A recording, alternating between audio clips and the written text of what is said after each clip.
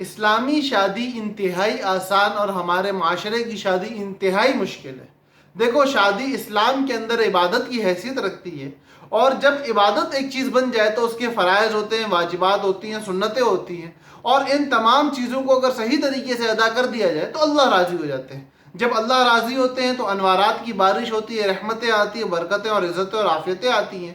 اور اگر ان طریقوں کو غلط طریقے سے ادا کیا جائے اور اللہ کی بغاوت کر کے ان طریقوں کو ادا کیا جائے تو میرے بھائیوں پھر اللہ ہوتے ہیں ناراض، اور جب اللہ ناراض ہوتے ہیں تو آفتیں آتی ہیں، پریشانیاں آتی ہیں، دکھ تکلیف آتے ہیں، اولاد کی پریشانی آتی ہے، اور پتہ نہیں ہر وہ چیز آ سکتی ہے جس کا ہم گمان کر سکتے ہیں اور ہمارے معاشرے میں نظر آ رہی ہیں۔ تو بھائیوں، اپنی شادیوں کو اسلامی عبادت کے مطابق کرو گے تو کامیاب رہو گے، اور اپنے معاشرے کے مطابق کرو گے تو ناکام رہو گے، یہ بات طے ہے۔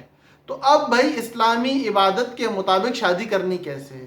تو کل 6 چیزیں ہیں، 6 کام ہیں، اور جس شادی میں یہ 6 کام ہو جائیں گے اس شادی سے اللہ راضی ہو جائیں گے۔ سب سے پہلی بات، سب سے پہلی جو چیز ہے وہ 2 فرائض ہیں، اس کے بعد 1 واجب ہے اور 3 سنتیں ہیں۔ ان 6 چیزوں کو دل کی تختی پہ لکھ لو۔ یہ کیا ہے بھائی؟ 2 فرائض، 1 واجب، 3 سنتیں۔ 2 فرائض، 1 واجب، 3 سنتیں۔ 2 فرائض کیا کیا ہیں؟ فرض نمبر 1 ایجاب اور قبول، ایک طرف سے آفر ہوگی، دوسری طرف سے اس آفر کو ایکسیپٹ کر لیا جائے گا۔ یہ ہمارا نارمل ایگریمنٹ کے حوالے سے جن لوگوں کو بات سمجھ میں آتی ہے وہ جانتے ہیں کہ آفر اور ایکسیپٹنس کا کیا مطلب ہے۔ ایک طرف سے کہا جائے گا کہ میں نے اپنی بیٹی اتنے مہر کے عوض آپ کے بیٹے کے نکاح میں، یا میں نے اپنی جان اتنے مہر کے عوض آپ کے حوالے، یا میں نے اپنی بیٹی اتنے مہر کے عوض آپ کے حوالے کر دی ہے، تو سامنے والا کہے گا جی میں نے قبول کر لی۔ تو یہ ہو گیا ایک ایجاب اور قبول، یہ پہلا فرض ہے۔ ایجاب اور قبول کے بغیر مسلمانوں کا نکاح نہیں ہوتا۔ قاضی کراتے ہیں، ہماری مجالس میں شادی کے اندر ہم بارہا دیکھتے ہیں، وہی طریقہ ہے ایجاب اور قبول کا۔ دوسری بات، جو دوسرا فرض ہے جس کے بغیر مسلمانوں کی شادی نہیں ہو سکتی، وہ ہے 2 عاقل بالغ مسلمان گواہوں کی موجودگی۔ اگر گواہ ہوں گے تو شادی ہوگی، اگر گواہ نہیں ہوں گے تو نکاح نہیں ہو سکتا۔ کیوں؟ کیونکہ ایک تو اللہ کا حکم ہے، یہ تو بات طے ہے کہ جب اللہ کا حکم آ گیا تو ہمیں مصلحتوں کے پیچھے جانے کی ضرورت نہیں ہے۔ لیکن چلو مصلحت دیکھنا بھی چاہیں تو مصلحت یہ ہے کہ اسلام نے نکاح کو اعلانیہ کرنے کا حکم دیا ہے تاکہ معاشرے سے بے حیائی، فحاشی اور یعنی ختم ہو سکے، اور کسی کی بیٹی کی عزت، جان، مال کا تحفظ کیا جا سکے۔ تو در حقیقت عورت کو امپاور کرنے کے لیے، مرد اور عورت کے اس تعلق کو لوگوں کے بیچ میں اجاگر کرنے کے لیے، اور ان لوگوں کی طرف سے ہر قسم کی بدگمانی کو ختم کرنے کے لیے اس نکاح کی تقریب کو اعلانیہ کرنے کا ہمارے دین نے ہمیں حکم دیا ہے۔ تو یہ 2 ہو گئے فرائض۔ نمبر 1 ایجاب قبول، نمبر 2 2 عاقل بالغ گواہوں کی، مسلمان گواہوں کی موجودگی۔ اس کے بعد جو نمبر 3 ہے وہ ہے واجب۔ یہ واجب کیا ہے؟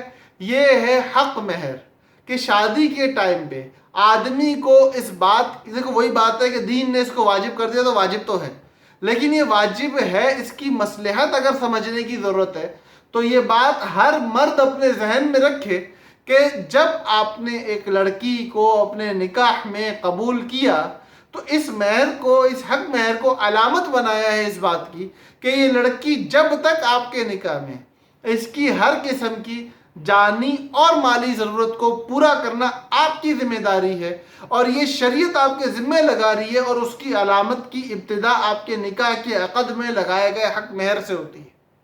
تو یہ ہو گئی 3 چیزیں، کیا؟ ایجاب اور قبول، 2 عاقل بالغ مسلمان کی گواہی، اور تیسری چیز ہمارے پاس کیا آئی؟ وہ ہے حق مہر۔ ان 3 چیزوں کے بعد 3 چیزیں سنتیں ہیں کہ ان کے نہ ہوتے ہوئے بھی شادی تو ہو جائے گی لیکن ثواب میں کمی آئے گی۔ اگر کر لی جائیں تو بڑی ہی مبارک چیزیں ہیں، بڑا ہی ثواب ہے، اور حضور کے اعمال کا نور، وہ تو نور علی نور، انسان سوچ ہی نہیں سکتا کہ کتنا بڑا نور ہے اللہ کے نبی صلی اللہ علیہ وسلم کے اعمال میں۔ تو یہ 3 کام کرنے ہیں۔ اس میں سب سے پہلا ہے خطبہ، جو اللہ کے نبی صلی اللہ علیہ وسلم شادی کے ٹائم پہ پڑھا کرتے تھے وہی خطبہ پڑھ لے، جو مسنون خطبہ ہمیں کتابوں میں ملتا ہے وہ نہیں پڑھنا، کوئی اور عربی کا خطبہ ہے وہ پڑھنا ہے، کچھ بھی ہو، بس اللہ اس کے رسول کی بات کرنی ہے شادی کے ٹائم پہ۔ بہتر یہ ہے کہ نکاح کے حوالے سے کچھ نصیحتیں ہو جائیں۔ اس کے بعد جو دوسری چیز ہے وہ ہے چھواروں کی تقسیم۔ کہ جب نکاح کا عقد مکمل ہو جائے، خطبہ دے دیا جائے، نکاح کرا دیا جائے، تو اس کے بعد خشک کھجوریں جو ہوتی ہیں، چھوارے، وہ تقسیم کیے جائیں گے ان شرکاء میں جو اس مجلس میں موجود ہوں گے۔ اور تیسری چیز ہماری ہے ولیمہ، جو کہ لڑکے کے ذمے ہے، کہ بھائی اب آپ نے شادی کر لی، نکاح ہو گیا، آپ لوگوں کی خلوت ہو چکی ہے، خلوت کے بعد اب لڑکے کے ذمے ہے کہ وہ اس بات کو اعلانیہ طور پہ بتا دے کہ یہ لڑکی میری بیوی ہے، اور یہ بتانے کے لیے ایک رسمی ولیمے کا انعقاد کیا جائے گا جو اپنی حیثیت کے مطابق ہوگا، اور اپنے حیثیت کے مطابق لوگوں کو جمع کر کے ایک ولیمے کا کھانا کھلایا جائے گا کہ 10 15 20 50 100 اللہ توفیق دے 1000 1500 کوئی فرق کی بات نہیں ہے، کیونکہ نکاح کا مقصد اعلان ہے، ولیمے کا مقصد اعلان ہے، جتنے زیادہ لوگ ہوں گے اتنا بڑا اعلان ہو جائے گا۔ بس اس میں امیر غریب کی رعایت رکھ لی جائے، ہر طبقے کو جمع کرنے کی کوشش کی جائے۔ ایک بات ہو گئی۔ یہ ساری باتیں سامنے آنے کے بعد پتہ کیا چلا؟ نمبر ایک، اللہ کے نبی صلی اللہ علیہ وسلم کی حدیث ہے، ان اعظم النکاح برکتاً ایسرها مؤونتاً، کہ برکت کے اعتبار سے سب سے عظیم نکاح وہ ہے جس میں تنگی، سختی، پریشانی، بوجھ کم سے کم ہو، کسی ایک فریق پہ، نہ لڑکی والوں پہ نہ لڑکے والوں پہ بوجھ تکلیف ہو ہی نہیں، فارمیلٹیز سے پاک ہو، ہر قسم کے تکلفات سے پاک ہو، ہر قسم کی آسائشوں سے، ایسی چیزوں سے کہ جن کی وجہ سے دوسرے طبقے کو پریشانی اٹھانی پڑ رہی ہے، ہر اس سوچ سے پاک ہو، پہلی بات۔ دوسری بات، اس کے ساتھ ساتھ جب ہم لوگوں نے اپنے نکاح کو اس طرح آسان بنایا، دوسری جو سمجھنے کی بات ہے، ہمارے 6 اعمال میں، جس میں ایجاب، قبول، گواہی، خطبہ، یہ تو مفت کے تھے، اس میں تو کچھ خرچ کرنا ہی نہیں ہے، باقی رہ گئے 3۔ نمبر 1 ہمارا چھوارے بانٹنا، مہر دینا اور ولیمہ کرنا۔ سب سے ہلکا، اس سے بھاری، سب سے بھاری، چھوارے بانٹنا، مہر دینا، ولیمہ کرنا۔ یہ 3 خرچے، یہ 3 خرچے لڑکے کے ذمے ہیں، لڑکے والوں کے ذمے ہیں۔